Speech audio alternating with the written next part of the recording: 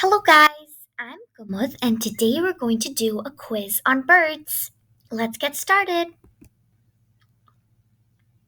Number one, what is the study of birds?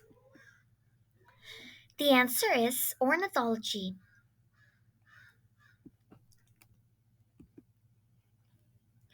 Have you ever wondered why birds sometimes fly in a V shape? Let's learn a little bit about it. Over here, the bird in the front flaps its wings and gives the air to the birds behind it. The birds behind will get enough air to soar across the sky without flapping its wings. This saves a bit of energy for the birds to fly. After all of the birds take turns going up to the front, the bird behind goes up to the front. The bird in the front can't do all the work all the time, so that's why all of the birds take turns so that all of the birds don't get tired and receive the same amount of air.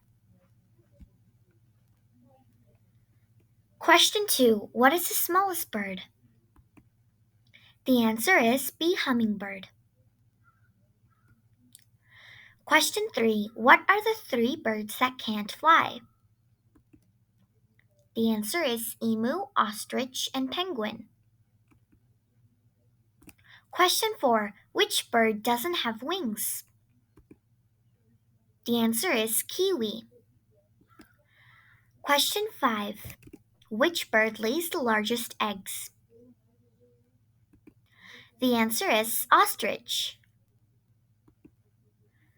Question 6. What is a group of birds called? The answer is flock. Which bird has a stainer in the beak? The answer is duck. The little hole you see right here in the side of the beak is the stainer. When the duck is capturing food from the pond, mud and other kinds of different bacteria get inside with the food.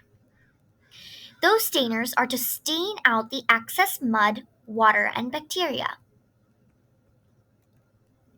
Question 8. Birds with speckled eggs are called quail. 9. What is the biggest bird in the world? The answer is ostrich. 10. What bird has a red belly?